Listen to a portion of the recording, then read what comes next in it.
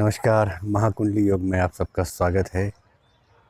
क्या किसी इच्छा के त्याग करने से हमें शांति मिलती है या किसी इच्छा को पूरा करने के बाद हमें शांति मिलती है?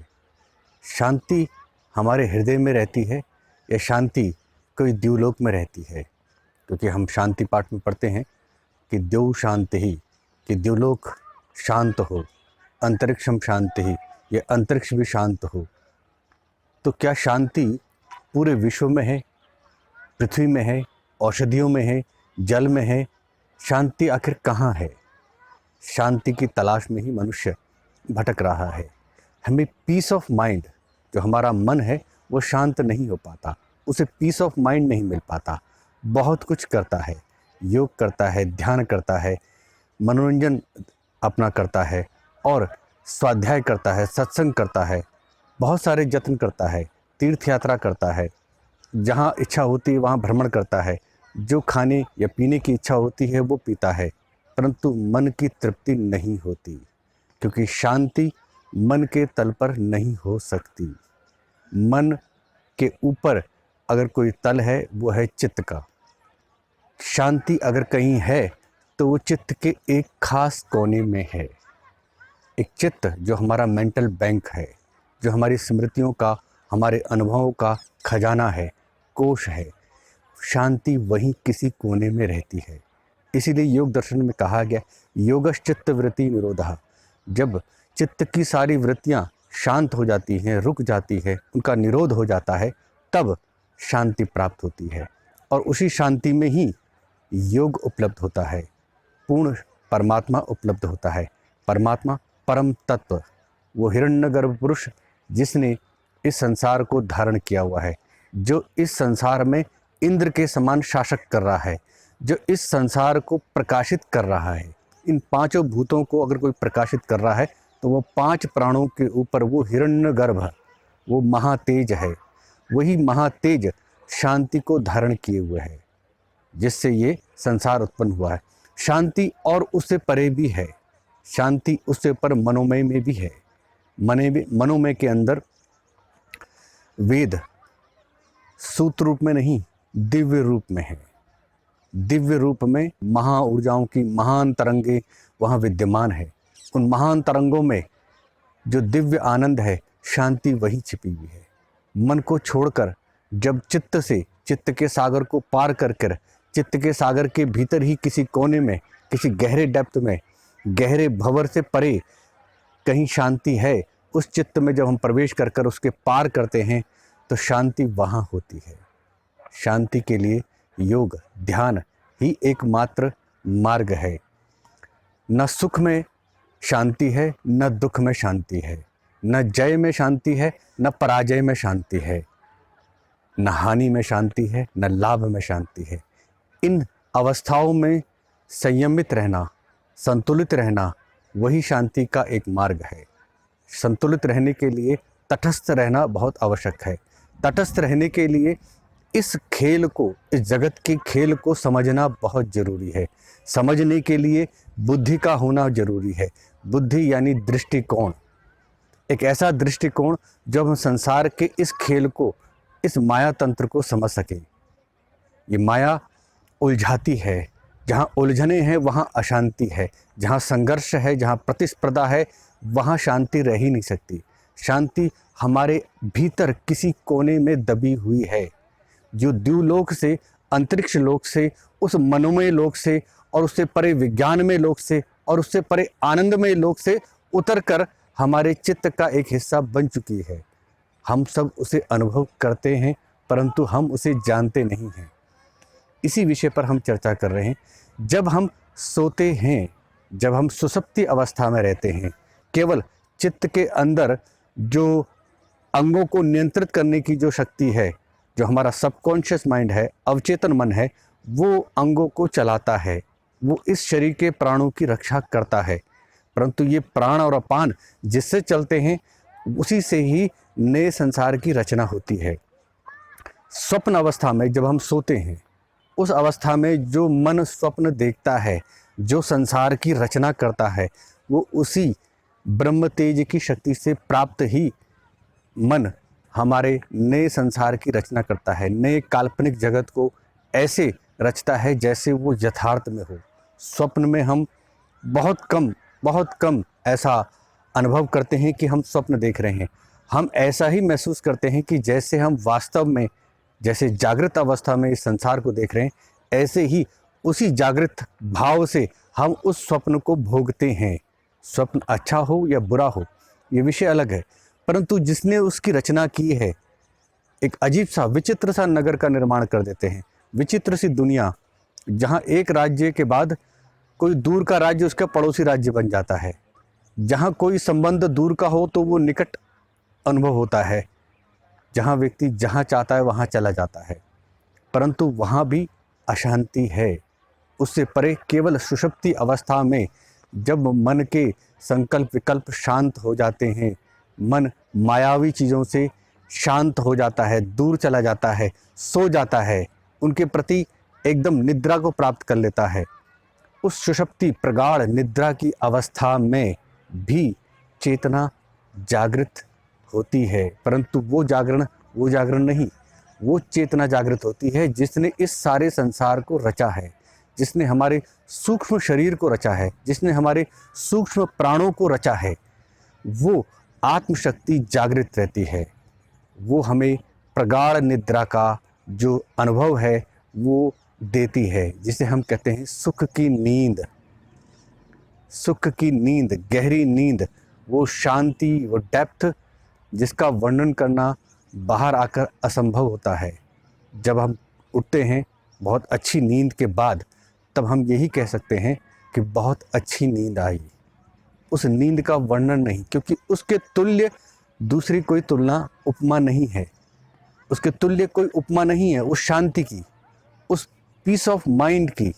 परंतु ध्यान अवस्था में वो पीस ऑफ माइंड जागृत अवस्था में अनुभव किया जा सकता है। वहाँ हमारी चेतना दूसरी चेतना में परिवर्तित हो गई थी। उसे देखने वाला दूसरा है जिसने संसार को रचा है। ध्यान अवस्था में वहाँ दोनों ही साक्षी भाव को प्राप्त होते हैं। एक अवस्था में हम साक्षी भाव नहीं हैं, हमारी चेतना दूसरी चेतना में परिवर्तित हो जाती है, यानी उस चेतना की आभा ने हमारी चेतना को ढक लिया है और हमें सुषुप्ति अवस्था में, एक प्रगाढ़ निद्रा की अवस्था में डाल दिया है। और कुछ समय विश्राम के पश्चात ये शरीर फिर तरोताज़ा हो जाता है। वो प्राण अपान फिर उसी तरीके से कार्य करते हैं जैसे पूर्व दिन के प्राण अपान कार्य करते थे। हम फिर से ऊर्जावान हो जाते हैं।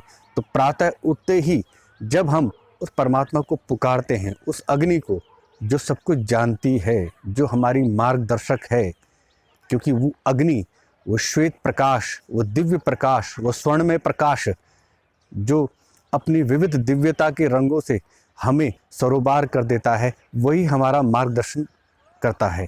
उसी को हम सबसे पहले पुकारें, क्योंकि वो सब कुछ जानता है। उस अवस्था में भी जो शरीर में घट रहा है, शरीर के आसपास कमरे में जो कुछ हो रहा है, रात्रि के पृथ्वी के किसी भी भाग में जहाँ रात्रि हो रही है, वहाँ भी वो सब कुछ जानता है। वही हमारा आगे निर्देशक हो सकता है, वही हमारा पथ प्रदर्शक हो सकता है। उसी अग्नि को हम पुकारते हैं और उसी का शासन, उसी की सत्ता पूरे विश्व में व्याप्त है।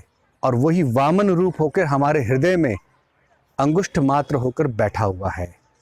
और हम भी कहीं अंगुष्ठ मात्र अपनी ज्योति में वहीं पर ही कहीं बैठे हैं।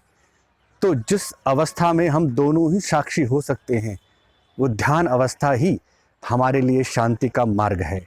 वही हमें सर्व शांति, त्रितापों से शांति प्रदान कर सकती है। वो शांति को हम पुकारें, जोर से पुकारें। द्युलोक में जो शांति है वो मुझे प्राप्त हो, जो अंतरिक्ष में जो शांति है वो मुझे प्राप्त हो, जो पृथ्वी के भीतर जो शांति है, क्योंकि पृथ्वी अपनी धुरी पर भ्रमण कर रही है। पृथ्वी की पार्थिव चेतना बड़े शांतिपूर्ण ढंग से कार्य कर रही है। जो भूकंप आते हैं, ज्वालामुखी फटते हैं, वो शांति उससे कहीं परे है। वो भीतर से शांत है। वो अपनी समय की गति को नहीं छोड़ती, अर्थात भीतर कोर लेवल पर गहरी शांति है। और शांत मस्तिष्क जितना बढ़िया कार्य करता है, ऐसे ही शांत पृथ्वी बिना किसी बाधा के अपना भ्रमण का चक्र पूरा करती है। द्युलोक में शांति है, इसलिए सूर्य समय पर उदित होता है और समय पर ही अस्त होता है, जैसे उसके काल ने उसका निर्धारण कर रखा है। ऐसे ही समस्त विश्व देवों में जो शांति है वो शांति मुझे प्राप्त हो। और शांति स्वयं में ही शांति है, वो न त्यागने में है न किसी चीज़ को हासिल करने में। वो शांति, पीस ऑफ माइंड स्वयं में एक अपनी सत्ता है। वो शांति मुझे प्राप्त हो जो स्वयं में शांति है, पीस ऑफ माइंड। ध्यान के द्वारा हम प्राणों के तलों को अच्छी तरह अनुभव करें, और जैसे सूर्य उदय होता है तब हमारा चित्त भी उदित होता है। जैसे सूर्य अपनी रश्मियों से उदित होने के पश्चात पूरी पृथ्वी पर फैल जाता है, संपूर्ण संसार में फैल जाता है, ऐसे ही जागृत अवस्था में जैसे ही हम आते हैं हमारा चित्त पूरी तरह से सूर्य के समान प्रकाशित होने लगता है और वो अपनी चेतना को पूरे शरीर में फैला देता है। शरीर के अंग कार्य करने लगते हैं, आंखें देखना शुरू कर देती हैं, कान सुनना शुरू कर देते हैं, वाणी वाक इंद्रिय कर्म इंद्रिय बोलना शुरू कर देती है, हाथ पैर चलने लगते हैं। ये सब कार्य चित्त की जो प्रकाश फैला है पूरे शरीर में उसके द्वारा है। जैसे दिन में सूर्य का हम सामना नहीं कर सकते, सूर्य को अपनी आँखों से हम दोपहर में दिन में नज़रें नहीं मिला सकते, परंतु संध्या काल में जब सूर्य अस्ताचल में जा रहे होते हैं तब वो एक साधारण से गोल से अंगार से एक बिंदु के समान दिखाई देने लगते हैं। सूर्य नारायण को तब हम लगातार देख सकते हैं, खुली आंखों से देख सकते हैं, एकटक देख सकते हैं। उस अवस्था में जैसे ही संध्या काल में सूर्य को हम देख सकते, चित्त जब हम निद्रा की अवस्था में जा रहे हैं, शरीर थक गया है और सूर्य वापस जैसे पश्चिम की तरफ अपने अस्ताचल में वापस लौट रहे हैं, ऐसे ही चित्त अपनी रश्मियों को, अपनी चेतना को समेटना शुरू कर देता है। उस रात्रि के शयन काल में हम चित्त को अनुभव कर सकते हैं। उस अवस्था में भी नमः संभवाय च मयो भवाय च इन मंत्रों का भी जाप कर सकते हैं, या तन्मे मनः शिव संकल्पम अस्तु, फिर उस पर चर्चा करेंगे। उन मंत्रों का भी, शिव संकल्प के 6 मंत्रों का भी हम स्मरण चिंतन कर सकते हैं, क्योंकि अब अस्ताचल की ओर सूर्य जा रहा है, अब चित्त वापस अपनी रश्मियों को समेट रहा है। तो उस अवस्था में चित्त का हम आभास कर सकते हैं कि इस शरीर में कोई एक चित्त चेतना शक्ति है, कोई चिति शक्ति उसके भीतर कार्य कर रही है। ऐसे ही सूर्य जब वापस जा रहा है तो हम उसे देख रहे हैं, और वैसे ही जैसे रात्रि को सोने से पूर्व हम चित्त का दर्शन, चित्त का अनुभव, चित्त का आभास हम कर सकते हैं। हम उसे देख सकते हैं कि दिन भर में इसने क्या क्या अनुभव किया, क्या क्या हमारे मस्तिष्क में इसने डाटा संग्रहित किया है, कौन कौन से अनुभव हमारे लिए पीड़ादायक हैं, कौन कौन से अनुभव हमारे लिए आनंददायक हैं, भविष्य की क्या क्या योजनाएं हैं, भूतकाल में क्या क्या घटित हो चुका है, हम उसे सिमटता हुआ अपने चित्त को देख सकते हैं। वैसे ही जागृत अवस्था में जब हम आते हैं, प्रगाढ़ निद्रा के पश्चात, शांत अवस्था को भोगने के पश्चात, तब हम चित्त को देख सकते हैं। पुनः वैसे ही चित्त उसी सूर्य उदय के सूर्य को भी हम त्राटक जब हम करते हैं तब हम देख पाते हैं, एक लाल सा बिंदु।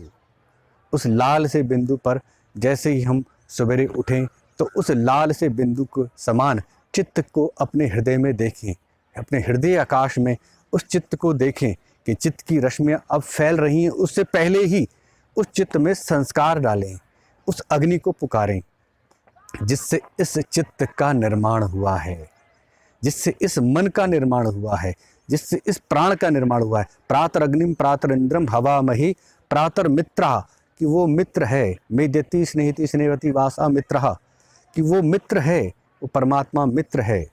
मित्र जो हमारे सब कुछ, हमारे भीतर के सब घटनाओं को, हाल को जानता है। वो मित्र द्युलोक में, नक्षत्र लोक में, वो अनुराधा नक्षत्र के रूप में प्रकाशित है।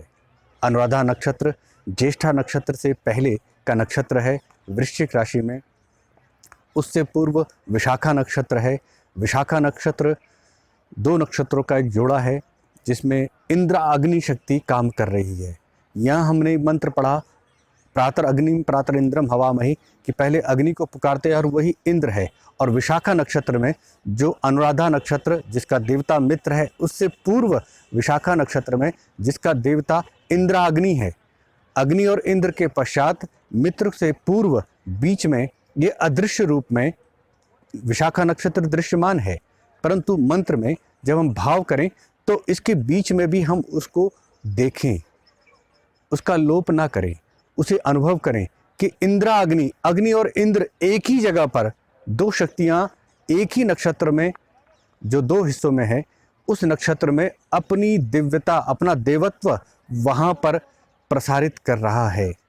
अग्नि और इंद्र में कोई भेद नहीं है। इंद्रा अग्नि दोनों की ही शक्तियों का एक निचोड़ है, एक सार है। और वही सार को जब हम अच्छी तरह से गांठ बांध लेते हैं, अच्छी तरह से मिश्रित कर कर उसका संयोजन कर लेते हैं, उसका उपयोग कर लेते हैं, उसका प्रयोग कर लेते हैं, तब हमें एक नई ऊर्जा प्राप्त होती है कि भेद की दृष्टि से दो हैं, परंतु वास्तव में वो एक है। एक ही प्राण शक्ति है, एक ही तत्व है, एक ही चेतना है। इस चेतना के ऊपर वो मित्र है। प्राण और उदान के समान मित्रता दो में ही हो सकती है। जैसे इंद्रा अग्नि दोनों मिले हुए हैं, मित्र दोनों ही समान हैं, कोई भेद नहीं है। ऐसे ही मित्र में कोई भेद नहीं होता। वो परमात्मा जिसके सब मित्र हैं और वो सबका मित्र है, उसका कोई भी शत्रु नहीं। वो मित्र परमात्मा, अनुराधा नक्षत्र का देवता, वो परमात्मा मित्र भाव से हमारे प्राण उदान को सदैव मिलाए रखे, क्योंकि वही शक्ति है जो प्राण को ऊपर ऊर्ध्व दिशा में ले जाती है और वही शक्ति अपान को नीचे की दिशा में ले जाती है।